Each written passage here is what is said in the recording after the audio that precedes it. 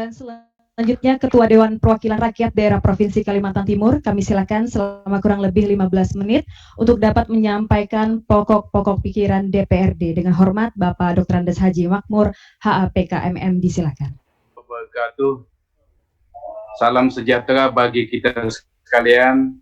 Yang saya hormati Menteri Dalam Negeri yang diwakili oleh Pak Dirjen, yang saya hormati Menteri Perbanas yang diwakili oleh Deputi Pembangunan Nasional, yang saya hormati Bapak Gubernur Kalimantan Timur beserta Wakil Gubernur, yang saya hormati Ketua Komisi 11 dan segenap anggota DPR RI Republik Indonesia, khususnya Bapak Profesor Dr. Awang Faruk, yang saya hormati Dewan Perwakilan Daerah Republik Indonesia, yang saya hormati para pimpinan dan anggota DPRD Provinsi Kaltim, Forum Komunikasi atau Forum Komunikasi Pemerintah Provinsi Kaltim, Bupati Wali Kota, Ketua DPRD Kalimantan Timur yang saya hormati, Sekwilda, para perangkat daerah Provinsi Kaltim, pimpinan vertikal, perwakilan lembaga-lembaga dunia perguruan tinggi, peserta musembang yang saya hormati. Pertama-tama marilah kita memanjatkan puji syukur kehadirat Allah Subhanahu wa Ta'ala atas limpahan rahmat yang telah diberikan kepada kita sekalian, sehingga pada pagi yang berbahagia ini kita semuanya diberikan nikmat sehat, dapat bersama-sama berkumpul atau dapat bersama-sama melaksanakan musrembang tingkat Provinsi Kaltim. Salawat dan salam sampaikan kepada junjungan kita yang besar Muhammad Sallallahu Alaihi Wasallam. Mudah-mudahan di kemudian hari kita semua mendapatkan syafaat dari beliau. Amin, amin ya rabbal alamin. Dalam kesempatan yang berbahagia ini, kami atas nama DPRD Provinsi Kaltim mengucapkan selamat menunaikan ibadah puasa 1441 Hijriah. Dan mudah-mudahan bulan yang penuh berkah rahmat hidayah ini dapat meningkatkan keimanan kita dan ketakwaan kepada Allah Subhanahu wa Ta'ala. Mudah-mudahan bulan suci Ramadan ini juga dapat menguatkan hati kita, ketabahan kita, kemudian dalam menghadapi COVID-19 atau musibah yang melanda negeri ini. Dan kita berdoa mudah-mudahan musibah yang melanda di negeri kita ini sudah berakhir. Dan kami juga atas nama DPRD Provinsi Kaltim mengucapkan terima kasih kepada para pejuang, para perawat, para dokter, para tim penanggulangan COVID-19 yang telah berusaha payah sampai ke tingkat desa dan sampai ke tingkat kampung sesuai dengan kemampuannya masing-masing telah melakukan aktivitas. Sekali lagi kami ucapkan terima kasih dan penghargaan setinggi-tingginya. Begitu yang telah mendahului kita karena korban COVID-19, kita doakan semoga dapat diterima di sisi Allah Subhanahu wa Ta'ala. Bapak Nur, peserta musubang yang saya hormati, dalam kesempatan yang berbahagia ini oleh panitia musubang, yaitu menyampaikan beberapa pokok-pokok pikiran. Sebagaimana diketahui, pokok-pokok pikiran DPRD Provinsi Kalimantan Timur dikonsultasikan pada LKPD 2021 dan APBD 2001. Yang pertama, kedudukan dan pokok-pokok pikiran.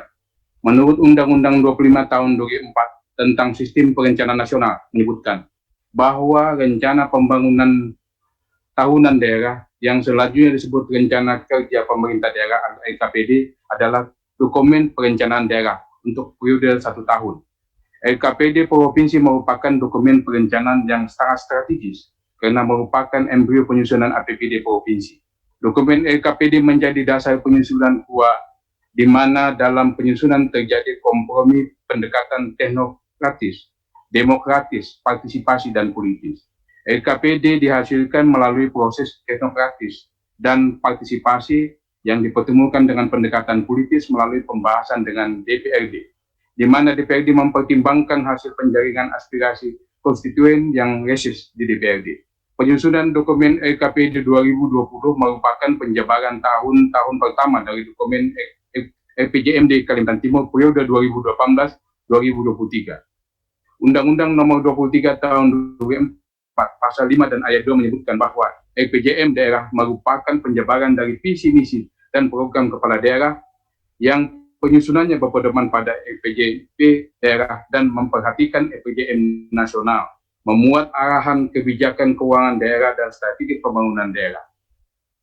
Undang-Undang Nomor 5 tahun 2004 pasal 5 dan ayat 3 menyebutkan bahwa EKPD merupakan penjabaran EPJM daerah dan mengacu pada EKP dan rancangan kerangka daerah, kerangka ekonomi daerah, prioritas pembangunan daerah, rencana kerja dan pendanaan, baik yang dilaksanakan langsung oleh pemerintah maupun yang ditempuh dengan mendorong partisipasi masyarakat. Undang-Undang Nomor 25 Tahun 2004 Pasal 20 Ayat 2 menyebutkan bahwa Kepala Bapeda menyiapkan rancangan awal EKPD sebagai penjabaran dari EPJM daerah.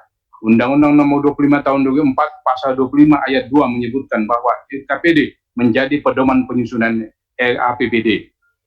Dalam ketentuan umum Undang-Undang 23 Tahun 2014 disebutkan bahwa pemerintah daerah adalah gubernur, bupati atau wali kota dan perangkat daerah sebagai unsur penyelenggara pemerintah daerah dan perwakilan Dewan Perwakilan Rakyat Daerah yang selanjutnya disebut DPRD adalah lembaga perwakilan rakyat daerah sebagai unsur penyelenggara pemerintah daerah.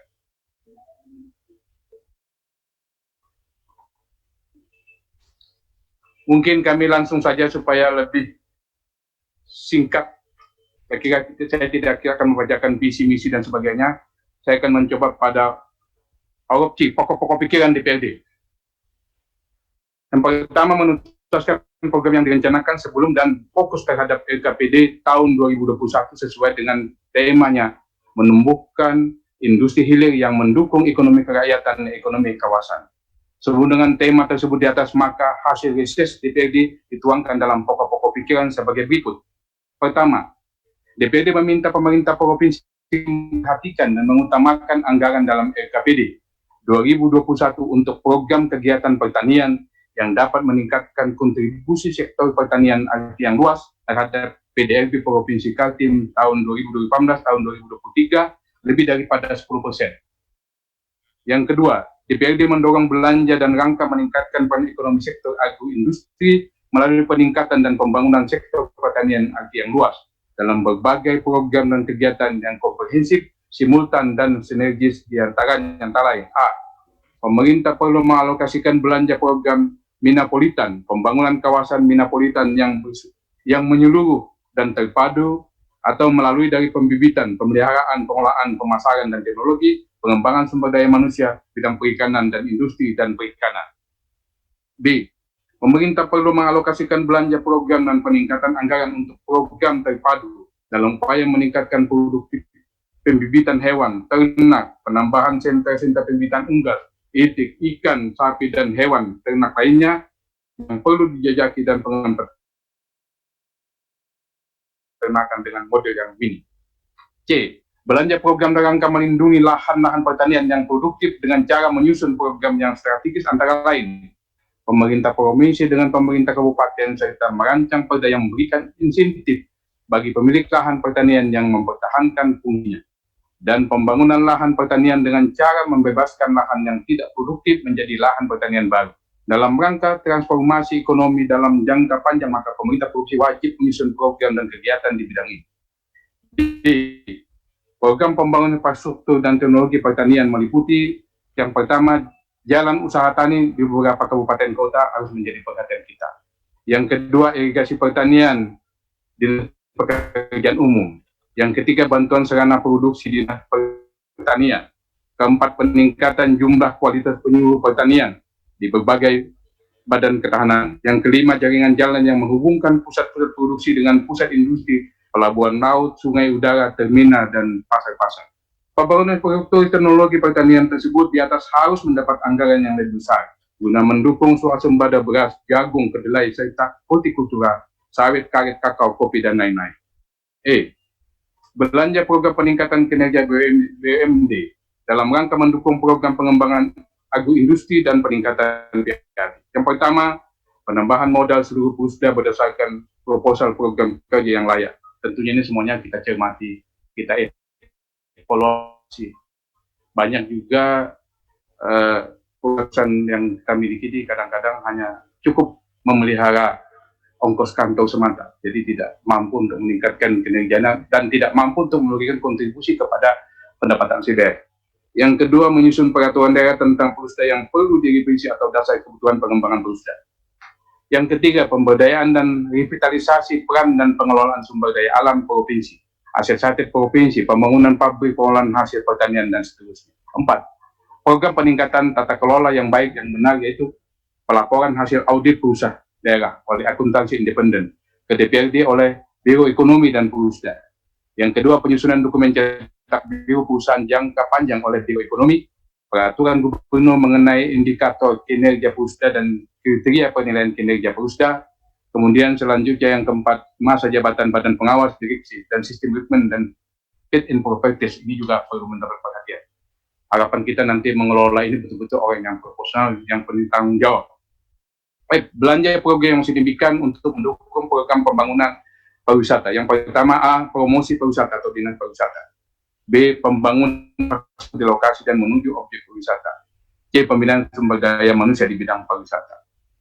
G, belanja program signifikan untuk mendukung program pembangunan UMKM, meliputi 1,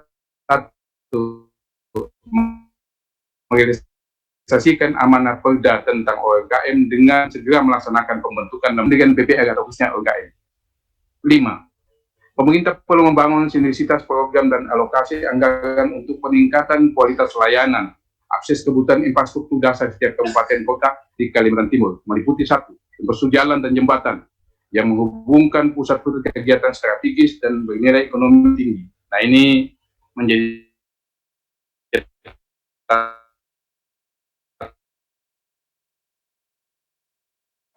kami juga terutama yang kita. Jangan sampai ada di suatu daerah selama 3 tahun tidak kita perhatikan, kita pelihara dengan baik. Dan harapan saya juga dalam rangka kita fokus pusing ini tidak dikenakan hal seperti ini, karena ini merupakan suatu nadi dalam rangka untuk meningkatkan roda ekonomi masyarakat kita. Ini beberapa hal. Suatu contoh saya di Kutai Barat, kita bisa membayangkan di Kutai Barat, setelah tidak ada pesawat, tidak ada layanan penerbangan, sedangkan jalannya memprihatinkan.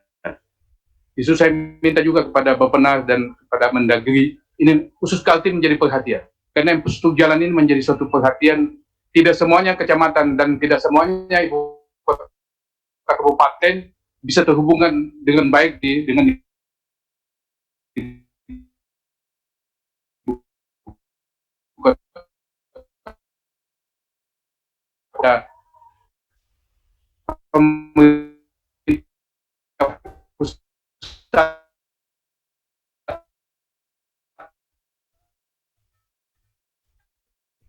khusus supaya kalau kita tanya, apakah bapak-bapak tidak perlu beras? Katanya tidak. Kami tidak perlu beras. Kami perlu jalan, kami perlu listrik, kami perlu air bersih. Sebagaimana air bersih ini sangat penting. 60% air bersih ini mengandung penyakit yang menyebabkan juga penyakit-penyakit wabah yang suatu saat timbul, bukan saja COVID-19 ini. Jadi di Kaltim harapan saya ini menjadi perhatian baik oleh pemerintah pusat, begitu juga oleh pemerintah provinsi, terutama yang menyangkut kewenangan-kewenangan selama ada di kabupaten kota.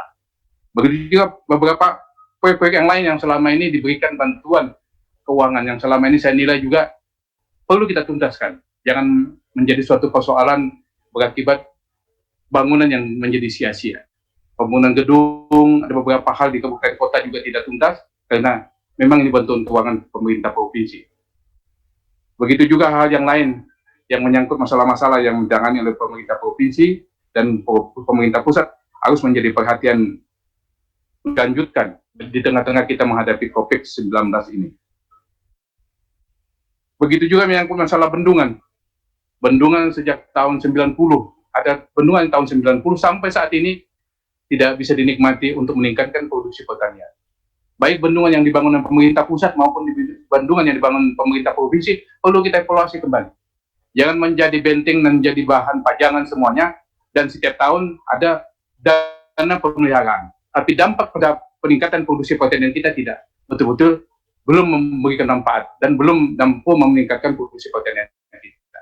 Ini setelah kami evaluasi dengan segenap pimpinan dan anggota DPRD yang berada di kabupaten kota, bahkan ada dibiarkan begitu saja sampai rusak dan tidak bisa dimanfaatkan. Nah, ini suatu hal di tengah-tengah kita menghadapi kondisi COVID-19 ini jadi renungan kita semua. Ini suatu penunjang sebenarnya dalam rangka untuk meningkatkan dan memulihkan ekonomi daripada masyarakat kita di Kaltim. Kemudian selanjutnya, pemerintah perlu membangun sinergitas program alokasi anggaran untuk peningkatan proses pelayanan atau akses kebutuhan infrastruktur dasar setiap kabupaten kota. Infrastruktur penanganan air bersih serta jaringan air bersih mendukung kebutuhan air baku bagi masyarakat. Kemudian selanjutnya, infrastruktur pengendalian banjir untuk melindungi daerah pemukiman dan pusat kegiatan strategis dari kerusakan atau risiko kerugian. Ini juga beberapa daerah perlu mendapat perhatian kita. Ada penanganannya selama ini tapi tidak tuntas. Hingganya ada 2-3 tahun tidak kita tangani. Termasuk saya sampaikan tadi jalan, kita tangani, setelah 3 tahun tidak kita pelihara, tidak wajar pemeliharaannya. Bahkan setelah kita coba kemarin, membawa Dinas Pekerjaan Umum, kita minta hitung ulang kembali, jalan yang rusak, itu akan memakan biaya tidak kurang lebih 200 miliar sampai 250 miliar. Jadi saya minta kepada Bapak Gubernur dan kepada pemerintah pusat yang memang mengalokasikan dana seperti ini harus berkelanjutan dan dibiarkan begitu saja. Karena kabupaten itu sering menyatakan ini bukan urusan bupati, ini bukan urusan wali kota, ini urusan Pak Gubernur dengan urusan DPRD provinsi. Jadi lebih baik kita mengutamakan tugas-tugas pokok kita, kewajiban kita daripada kita, artinya setelah itu baru kita memberikan bantuan keuangan. Begitu infrastruktur listrik, jaringan listrik untuk mendukung kelancaran dan kebutuhan energi bagi masyarakat. Dan pusat kegiatan yang ada di Kalimantan Timur. Ini juga mendapat perhatian bagaimana kita ingin menerapkan teknologi meningkatkan sumber daya IT di suatu kampung di bidang pendidikan seketika ini juga tidak mampu kita lakukan, yang tidak punya arti apa-apa juga. Jadi harus seiring dan sejalan. 6. Pemerintah membangun sinergitas dengan kabupaten kota wajib mengalokasikan anggaran dalam rangka mendukung program kesejahteraan dan kualitas sumber daya di Kaltim. Yang pertama, alokasi anggaran untuk menambah tunjangan bagi peningkatan kesejahteraan kualitas hidup guru, yang sangat memprihatinkan ini guru ini. Yang kedua, alokasi anggaran untuk beasiswa pendidikan yang berkelanjutan, apalagi kondisi saat ini harus menjadi program prioritas. Kemudian C, alokasi anggaran untuk bidang kesejahteraan meliputi tenaga kesehatan, peralatan rumah sakit. Nah, kami pernah usul waktu sedang dialog dengan rapat kerja dengan Menteri Dalam Negeri, porsi kesehatan harusnya disamakan dengan porsi pendidikan. Kalau dunia kesehatan dunia pendidikan mendapat 20%, kemudian harapan kita mulai ini juga kita tetapkan bidang kesehatan mendapat porsi 20%. Sekarang kita sudah mengalami suatu hal yang mengagetkan kita semua. Semula kita tidak menyangka persoalan penyakit ini. Nah, kenyataannya semua pelayanan kesehatan berteriak. Mulai tingkat puskesmas, desa, kecamatan, sampai kabupaten. Semua kekurangan. Begitu juga kami mengusulkan kemarin tentang penambahan tenaga medis, dokter, dan sebagainya. Sehingganya cukuplah apa yang kita rasakan saat ini, mudah-mudahan ke depan bisa tercukupi dengan baik. Jadi dua bidang pendidikan dan kesehatan ini harus menjadi program prioritas secara nasional sebenarnya. Begitu juga alokasi anggaran untuk bidang pendidikan meliputi tenaga-tenaga pendidik, peralatan, laboratorium, dan gedung-gedung, khususnya Kalimantan Timur. Harapan saya juga ini menjadi perhatian kita. Kewenangan untuk tingkat lanjutan atas sudah di Kaltim. Kita tidak tahu sekarang jumlah SMP yang lulus tahun ini. Nah, ini tentunya menjadi beban kita. Saya khawatir nanti kepala daerah kalau ditanya ini, terutama tingkat 2, katanya ini bukan kewenangan saya, Pak. Ini kewenangan Gubernur dan DPRD Provinsi. Justru saya minta kepada Dinas Pendidikan Provinsi, sinkronisasi tentang lulusan tahun ini harus betul-betul menjadi perhatian. Kita silahkan ada, dilarang kita membangun gedung, tapi gedung pendidikan sangat penting. Mau diapakan anak-anak kita? Ini saya kira menjadi harapan kita. Dan harapan juga kepada Bupati Wali Kota Kaltim. Sekarang sudah ada OPTD. Saya juga mengevaluasi OPTD. Terutama kepada Dignas supaya OPTD yang ada ditempatkan oleh Provinsi Kaltim betul-betul diajak bersama gitu. Jadi jangan sampai nanti, ini bukan kewenangan kita. Untuk diketahui juga yang mendapat dampak terhadap masalah kebijakan ini kalau tidak sinkronisasi adalah masyarakat di Kabupaten Bapak Ibu sekalian sebagai kepala daerah dan wali kota. Justru itu saya harapkan sinkronisasi, jangan sampai OPTD kami ya, OPTD yang dibentuk di provinsi, di kabupaten itu dibiarkan mencari kantor. Saya tanya kemarin, ada salah satu OPTD itu tinggalnya di salah satu sekolah. Ini suatu perhatian juga. Padahal alangkah baiknya berada suatu di kantor dinas berikan ruangan khusus, nanti sinkronisasi antara dinas kabupaten dengan OPTD yang dibentuk provinsi. Ini kami temukan di lapangan dan ditemukan oleh anggota DPRD Provinsi Kaltim dengan kegiatan resis. Nah, ini suatu persoalan juga. Jadi memang kita mengutamakan COVID-19, tetapi ingat, pendidikan, sumber daya manusia, ini tidak diberi perhatian kita, dan kita tidak nanti ke depan tidak saling menyalahkan. Oh, ini karena gubernur tidak punya gedung, tidak punya apa-apa. Seharusnya ini sinkronisasi jalan antara dinas, provinsi, dan kabupaten. Dinas kabupaten menyampaikan bahwa jumlah lulusan sekian SLTA tahun ini. Nah, kita yang menyambut dengan baik. Jadi ini kejadian bahwa ada kantor PDD yang tidak punya kantor, hanya dititipkan di sekolah. Ini harus menjadi perhatian. Kemudian 7, untuk peningkatan pembinaan peran kemandirian kreativitas masyarakat dalam membangun daerah, maka DPRD meminta kepada pemerintah provinsi tetap mengalokasikan anggaran untuk hibah, bantuan sosial, dan sebagainya. Ini dibutuhkan. Pembangunan masjid, pembangunan rumah ibadah untuk meningkatkan mental, dan beberapa juga organisasi masyarakat yang berperan untuk memberikan dukungan kehidupan masyarakat atau aktivitas sosial masyarakat, dengan catatan tentunya berpedoman kepada Peraturan Gubernur Kalimantan Timur Nomor 3 Tahun 2018 tentang tata cara pemberian hibah dan bantuan sosial. Kedelapan, DPRD Kaltim meminta untuk pemerintah menjamin kejangkauan atau akses serta mutu pelayanan kesehatan bagi masyarakat. Nah, ini juga di Kaltim tidak sama wilayahnya dengan Pulau Jawa. Tentunya kita sekarang sudah baik Dinas Kesehatan Provinsi dan Kabupaten membuat peta pelayanan kesehatan. Paling tidak kita ada penguatan terhadap pelayanan kesehatan di kecamatan. Yang berdekatan 45 kampung atau 45 desa atau 10 desa yang tidak terlalu jaraknya, kita kuatkan puskesmas di sana. Bukan berarti pelayanan kesehatan di desa tidak kita lakukan. Selama ini kami nilai pelayanan kesehatan desa kita bangun fasilitas. Ada perawat 1. Semuanya bisa melayani dengan sempurna. Tetapi kalau kita gabung beberapa desa yang berdekatan, kita bangun suatu pelayanan kesehatan yang permanen. Kemudian perawat yang ada kita kumpulkan dalam suatu tempat, dia bisa membuat shift, sehingga tidak satu pun atau tidak suatu peluang pun tidak terlayani oleh perawat kita, oleh masyarakat yang ingin berobat. Ini kejadian sekarang nih, kita terlayani memperkuat di kampung-kampung, perawatnya hanya 1, kemudian begitu perawatnya juga sakit-sakit, atau ke Tanjung Redep, atau juga ke Kutai Timur, ke ibu kota, atau ke provinsi, atau pendidikan, sehingga pelayanan sana terbengkalai. Tetapi kalau kita perkuat pelayanan yang ada di kecamatan, yang ada di kelompok-kelompok desa, ini perlu kita perhatikan. Begitu juga pelayanan pendidikan.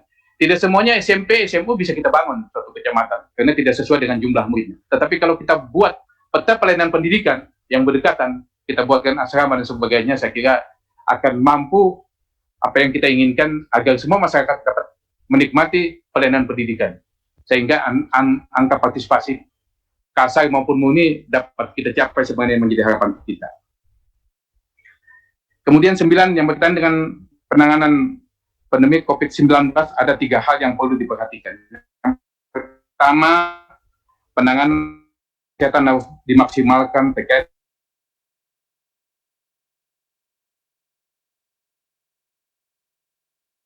perawatan pasien, khususnya berkaitan dengan pandemi COVID-19, dan memaksimalkan unit pelayanan seperti puskesmas dan posyandu.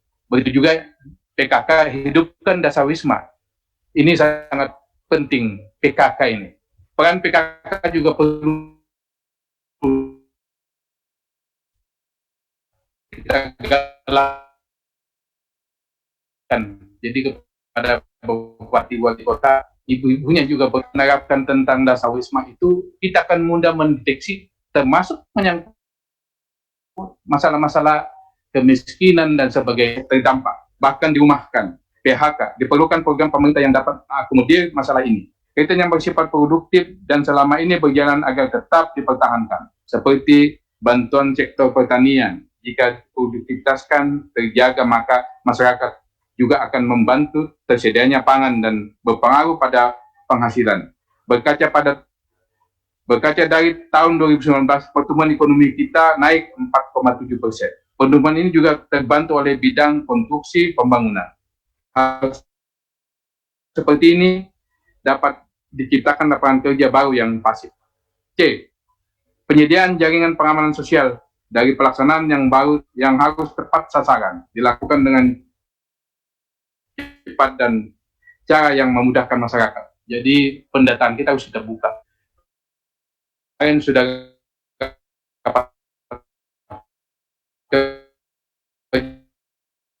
kerja dengan Pak Sekda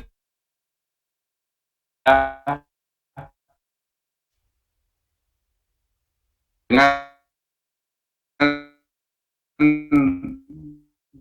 tentunya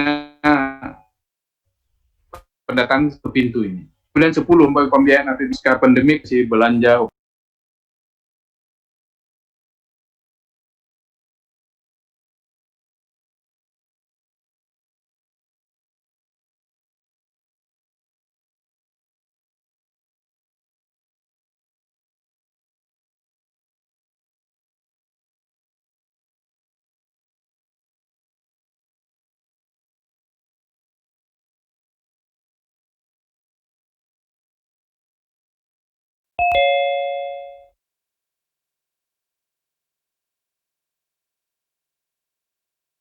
tidak ada mengerti juga karena sudah ada baru dan kadang-kadang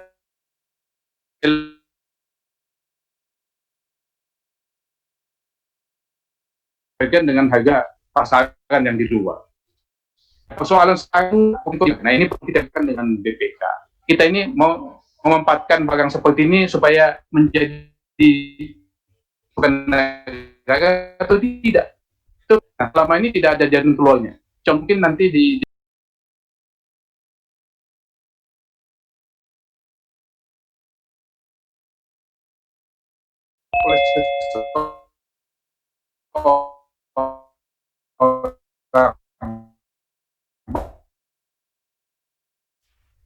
tahap sulit mengikuti apa yang kita lakukan ini dan sebagainya. Coba dipola barang-barang milik daerah yang tidak bisa dimanfaatkan, kendaraan roda 2, roda 4. Sekarang kalau dikumpul kalau dijual, kita belanjakan untuk mendukung COVID-19 ini sungguh luar biasa. Tetapi kalau kita biarkan menjadi barang yang tidak bertuan, barang yang tidak berguna, bahkan tidak bermanfaat untuk menjadi pemasukan negara. Ini juga perlu menjadi perhatian. Kita mohon izin kepada Bapak Makmur untuk ya, dapat mempersingkat paparannya karena waktu kita terbatas. Ya, sebab sedikit akan lagi. ada tanggapan serta tanya jawab. Ya, DPRD sedikit lagi. Kemudian yang selanjutnya melakukan sinkronisasi program pembangunan nasional, isu-isu nasional aktual, mengupayakan alokasi program pembangunan di Kaltim yang bersumber dari APBN. Nah, ini saya minta juga menjadi perhatian APBN ini. Tolong diperhatikan Kaltim. Kaltim saya katakan masih miskin infrastruktur jalan. Rakyat belum katakannya rakyat yang Dayak di pedalaman menyatakan kami belum merdeka Pak. Tidak ada jalan, tidak ada listrik, tidak ada air bersih. Itu pernyataan. Kami tidak butuh beras Pak. Kemudian selanjutnya pembangunan infrastruktur teknologi pertanian, peningkatan ekonomi masyarakat, diantaranya seperti program pencetakan sawah, bantuan sarana produksi pertanian. Ini juga beberapa daerah hilang. Nah ini harapan saya dikembalikan. Nah ini saya minta kepada Bupati Wali Kota Kaltim kembalikan ini Pak. Karena saya juga mencermati ada yang hilang, tidaklah kita membantu ternak dan sebagainya. Jadi kita tidak membuat program-program yang lain yang tidak menyentuh masyarakat bawah. Kemudian 15, ini penting Pak, saya minta juga kepada protokol, karena suara DPRD juga penting, tidak sama dengan suara-suara yang jauh. Ya, saya minta. Pemerintah provinsi perlu melakukan koreksi dan penyesuaian terhadap target-target pembangunan, khususnya laju pertumbuhan ekonomi, angka kemiskinan, jumlah pengangguran, daya beli masyarakat akibat dampak pandemi COVID-19 yang mempropagandakan perekonomian dan sosial. Dengan demikian, LKPD 2021 juga menggunakan target indikator indeks energi yang lebih realistis. Sedikit lagi, dan kami lampirkan juga beberapa pokok pikiran nanti akan kami sampaikan. Saya kira ini yang dapat kami sampaikan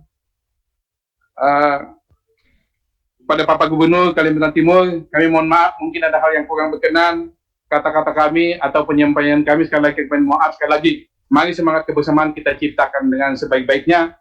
Dan saya juga memberi catatan kepada protokol. Tadi di awal saya lihat tidak disebutkan DPRD ikut kegiatan ini.